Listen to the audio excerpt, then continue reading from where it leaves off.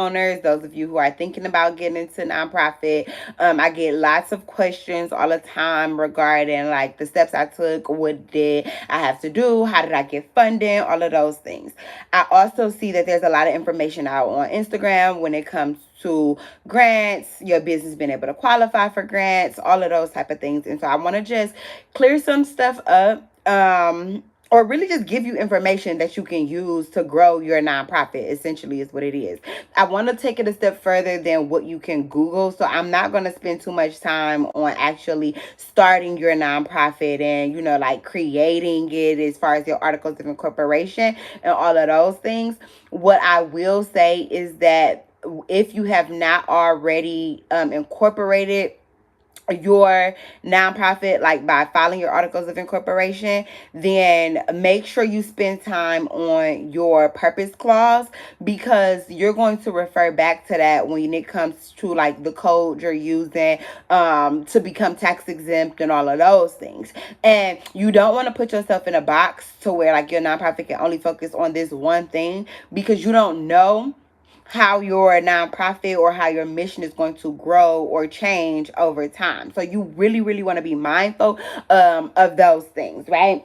So of course, like you got your basics, like know your who, what, when, where, why, how often, who are you serving, why are you serving them, when will you serve them? And when I say when, I mean like going into the next thing of the how often. Like, is it going to be once a week, 2 hours a day, at this specific location, and you're working with teenagers 13 to 18? Like, you have to really, really hone down on who your target audience is. What is it that you're serving them for? Like, what's your mission? What are the small objectives, like the small tasks that you are going to be doing to help them meet whatever that end goal is, right? And so I find that a lot of people start their nonprofits and they'll just say like, I want to help people who are in domestic violence relationships, but they don't take that extra step to really bring that all the way down to like the specifics. And I understand like in business, right, when you are in a for-profit business, it's kind of pros and cons. There's a lot of pros and cons to niching down in that manner. But within a nonprofit, when it comes to asking people for money, whether it's like your neighbor or a grantor or a big box business, no matter who it is, they are going to want to know who specifically that their money is going to, and does it align with their mission. So you really, really want to spend a lot of time or enough time on defining those things, right? Another thing is your bylaws. You want to have bylaws. Having your purpose clause is really just not enough. It's like, yeah, you can get started without your bylaws, depending on how you file your tax exempt status. So I'll go into that next.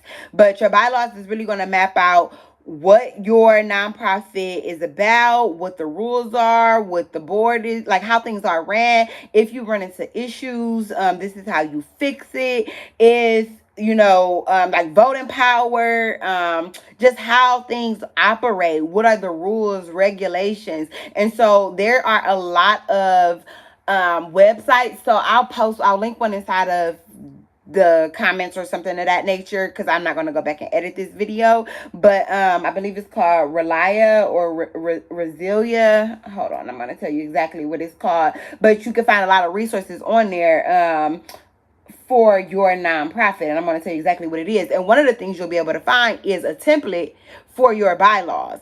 And so of course ideally you want to work with an attorney or a lawyer to do these things.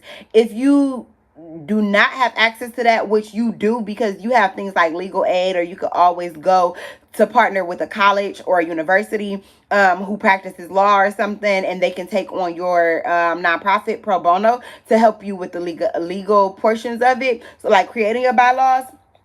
But there's also sites like the Resilient. I think it's like RESILA or something like that. I'm gonna tell you in just a second what it is.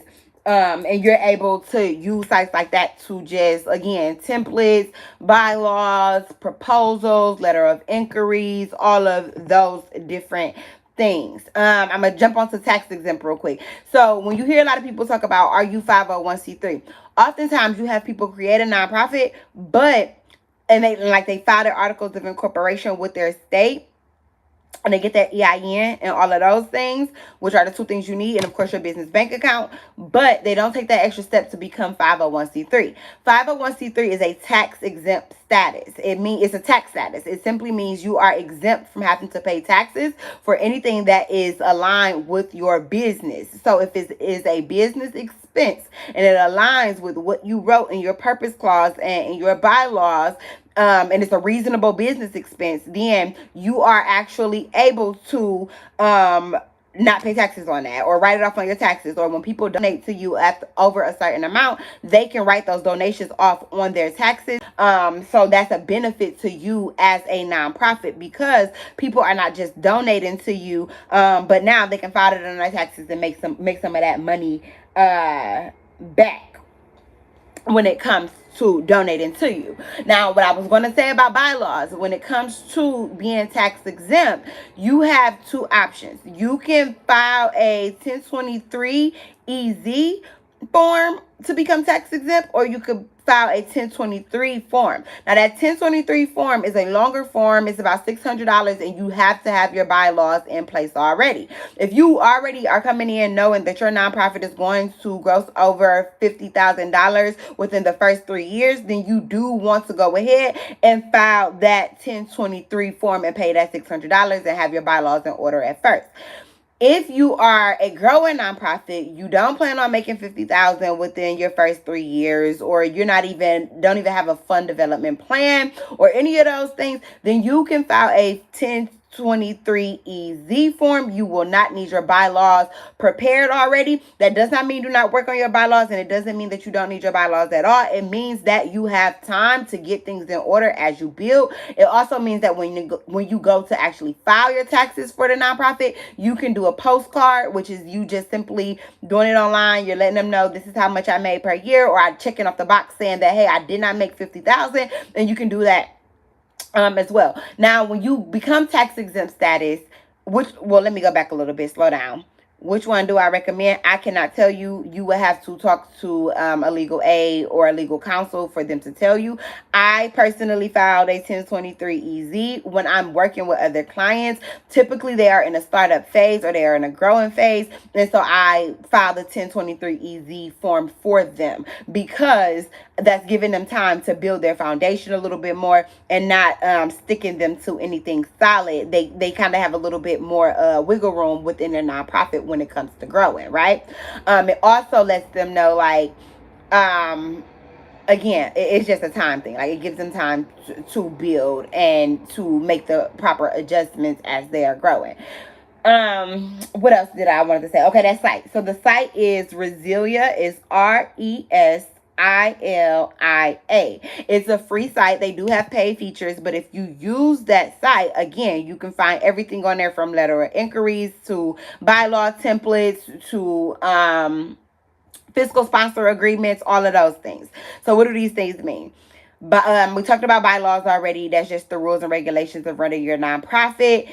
Your letter of inquiry is going to be a template or a letter that you're going to send out to different places, whether it's community centers, whether it's schools, whether it's businesses, inquiring about something. Maybe you want to take your nonprofit or your programming inside of their space. Maybe you want a donation. Maybe you want to do a partnership. Maybe you want to collaborate. Maybe you want to host an event at their space. Well, that letter of inquiry is going to be that template to introduce your nonprofit to them, as well as letting them know what it is you are looking for from them, and then next steps. How can you guys take those next steps together?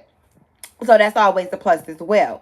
Let's see, what else can I tell you? Okay, so when you go to file that 1023 EZ form or the 1023 form, you are going to the irs.gov that is also the same place you would have filed your EIN at. So you will go to irs.gov, search for EIN, or search for 1023EZ form, and you will do everything online from there. The steps are really self-explanatory.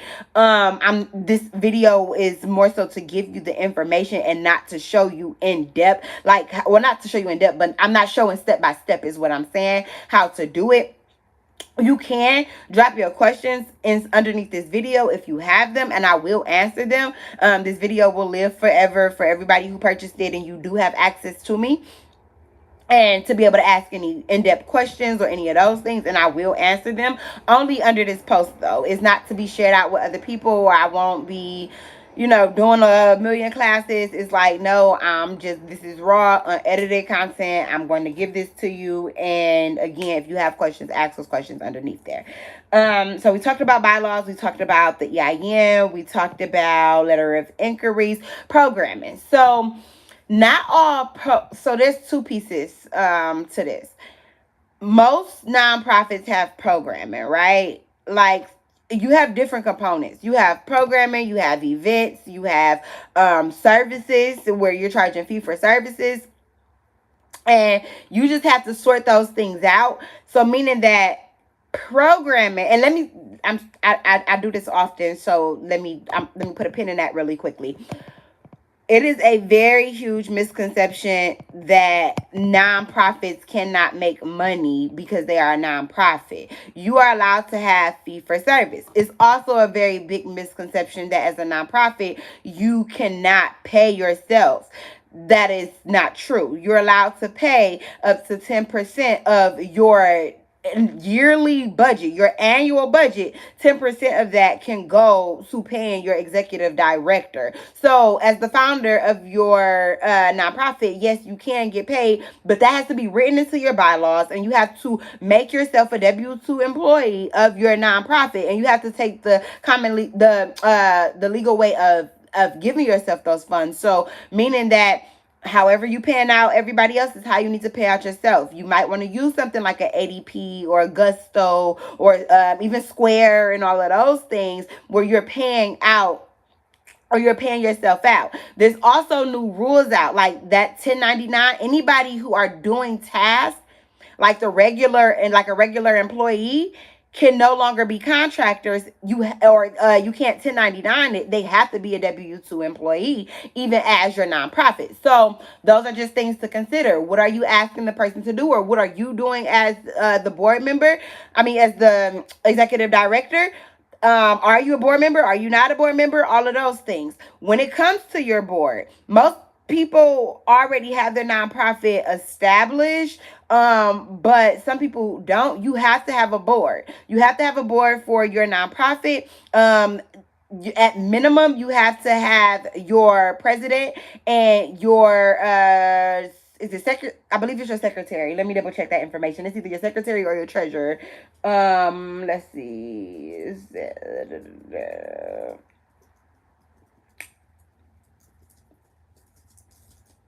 Now, also, while I'm doing it in real time, let me tell you, as an executive director, as someone who owns a nonprofit or works for a nonprofit, you also have to be in your research bag like all the way. Meaning that if there's something that you need to know, you have to be willing to go down the rabbit hole, find that information, pay for the information, ask the right people, like go deeper than just Google when it comes to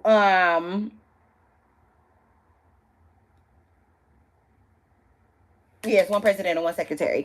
When it comes to growing your nonprofit, like continuing education is hands down like one of the most important things. The answer to that was the one president and one secretary, right? So you do have to have at least 3 board members.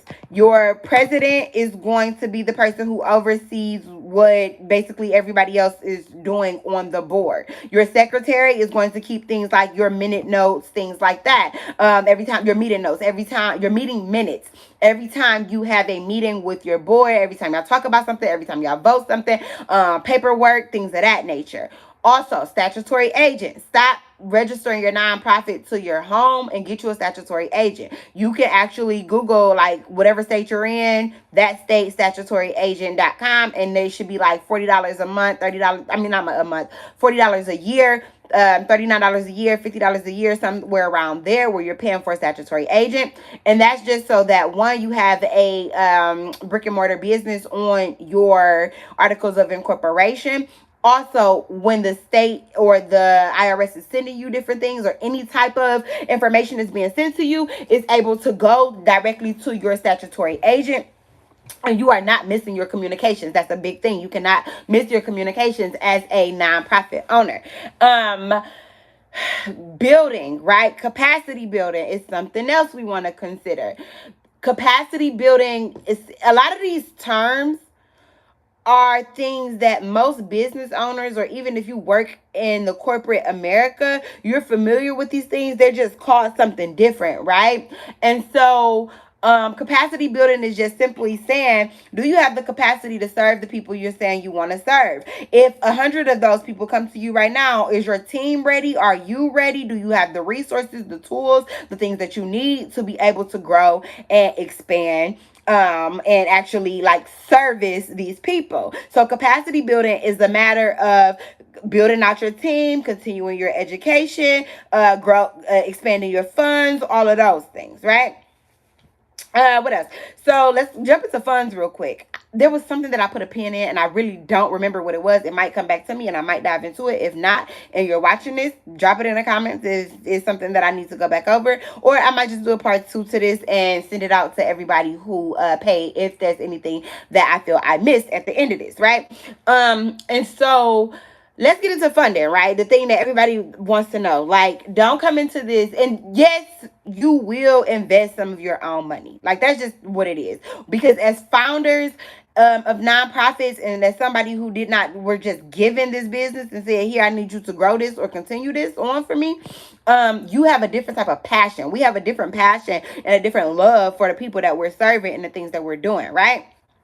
So with that being said, excuse me, you are going to spend your own money.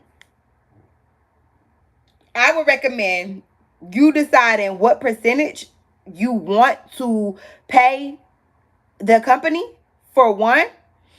And for two, I would say to go in, and you need to document that. You need to have that in writing. Have it in your bylaws that if you have to put your personal funds in here, here's how it's reimbursed to you. Are you going to get it reimbursed back? Are you not? Is it going to be when the nonprofit hit a certain amount? Those are things that you have to decide. Your board decides with you, all of those things. That was one of the things I put a pin in. When it comes to producing your board, a lot of times what you'll see is people, we start the nonprofits and we ask our friends, the people we close to, the people who we know is like, okay, they're going to allow me to build this thing the way that I want to build it, which that works a lot of times, but then there are times where that does not work. And so ultimately the goal of your board is to have people who are think differently but are like-minded and have common goals, and carry the same missions, or the end mission and end goal, and understand the vision that you are going after, that you are seeking, and can also add value to that. Meaning that on your nonprofit, you want people who have resources, who have a network, who don't mind doing research, who don't mind contributing.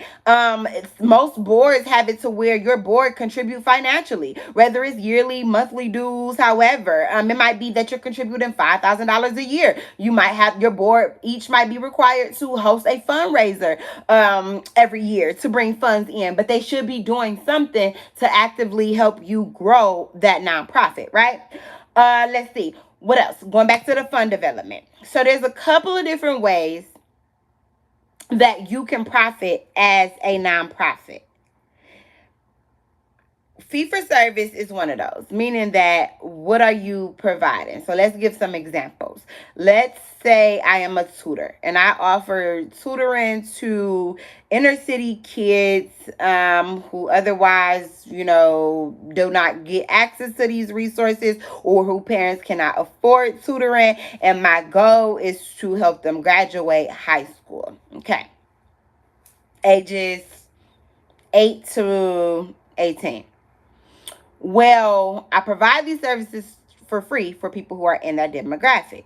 But let's say I have a 19-year-old or a 7-year-old or an 11-year-old, and they don't even meet the criteria. They don't live in the inner city, or their parents can't afford it. They're not in whatever the criteria for receiving our services. And every nonprofit should have a criteria for receiving your service, and this is how you'll be able to differentiate these things. But you don't meet the requirements. That does not mean that I cannot service you. It just means that you now there's a fee for this. So in general, my tutoring services, let's say they might be $100 per month or per person or whatever, per session, however it is. So it's $100. Well, if you meet the criteria of my nonprofit, I'm either providing this for you for absolutely free, so to say, it's free to you as the end consumer, or it's discounted to you as the end consumer. If you don't read those requirements, this is called a fee for service. You're paying my fee for service as if you would in a for-profit. You're going to pay $100 to the nonprofit for receiving these services. It all goes into the same nonprofit. It's just who paying, how you're paying, so forth. If you meet my criteria 9 times out of 10, one of my other methods in my fund development plan is what's covering you, meaning sponsors. You might have people who are sponsoring, like, hey, I'm going to sponsor 10 kids per year, per month, per season, whatever the case may be. You might have endowments, like you might have where you've invested into stocks, like a portion of your money your profit that comes into your nonprofit, you're investing it into stocks or real estate or something that is going to bring it more money or allow that money to grow. Also, the thing of your board or monthly your board donations, like your board actually being funders of your nonprofit. That's another way to bring money into your nonprofit. Donors. So accepting donations from anybody, honestly, that you come across, hosting events, fundraisers. That's another way to bring money into your nonprofit. Crowdfunding falls under the idea of fundraising, but it's simply things like, you have things like IOB, where they do price matching. IOB is actually subjective not subjective, but it's only in certain cities, but they are like all across the state. So like look up your city at ioby.com. So awesome foundation. They service multiple different cities. They give $1,000 away every single month. So that's an ongoing grant or funding that you can apply for. So that also, again, that falls under the category of grants. I'm mixing two things. IOB is crowdfunding. Awesome Foundation is a grant that comes out, but it's they have a crowdfunding method to it. You have things like your Kickstarter and places like that, and there's a ton of other websites out there. You literally can just type in crowdfunding campaigns. I think Honeybee is one of them. I think that's the name of it. Let me see. I'm gonna tell you. Let's see. And you can literally just type in. Oh, Give Butter is another one. I've seen clients use that. Of course, you got things like GoFundMe. Patreon is one of my favorites because Patreon, you can have people pay monthly, but they're also getting access to like behind the scenes. So you might be showing them how you are building your nonprofit. You might be showing them the ins and outs, the struggles of it. You might be sharing different information. You might have videos or one-on-ones like this. You might be doing Q&As with people, but you might be showing them like the process from your marketing to everything it is that you're doing, but they're paying a monthly fee to actually receive those things. I talked about Kickstarter, all of those. So you got a lot of different crowdfunding campaigns, but when it comes, bring them full circle to funding your nonprofit, you have multiple ways. You can do fee for service, you can do grants, you can do donations, all of these different things. What I need to tell you, what I need you to know, grasp and understand is this is an everyday effort. Like your marketing, you have to get into it. Like you have to get into it. You have to not be afraid to get out there and talk about your business. You can't be afraid to ask people for money. You can't look at it like you're begging or any of those things. You have to know this is my mission. This is who I'm going out there to serve. And I am standing in the gap for these people and these individuals. And I am really serious about building this thing. And so I don't care who I have to ask. I don't care how many no's that I have to receive in order to reach that goal, but I'm going after it. And you have to like literally treat it like that. You have to treat it like a 9 to 5. You have to put some of this stuff on autopilot. You have to send the emails. You have to pull up on businesses. Like you can't just sit behind on social media and post it and thinking that that's going to be enough. Is it amazing? An amazing platform? Is it? And all of them. I mean, Instagram, Facebook, LinkedIn, all of those things. Yes, use those things. But you have to be boots on the ground. You have to get out there. You have to do door to door. You have to do business to business. You have to get out there and go to your big box businesses. You have to pull up on Target, pull up on your local HEB or Kroger or Dave's, depending on where you are or whatever your local grocery store is. You have to be willing to pay for some of those grant websites. Like you can do the Hello Alice and the places like that are free. But then you also want to dive deeper and pay for those paid features. Even the sites that I gave you earlier, pay for the paid features. So I'm queen, like I'm free queen. Like if I can start off free and grow, to date, we've received over $100,000 in funding of other people's money and have been able to do some amazing, amazing things. This time around, I'm going for something so much bigger. So I'm more intentional about who I accept funding from. And I'm not necessarily focused on just grant funding. I'm focused on a lot of individual funding and like business to business funding because it's more flexibility in that.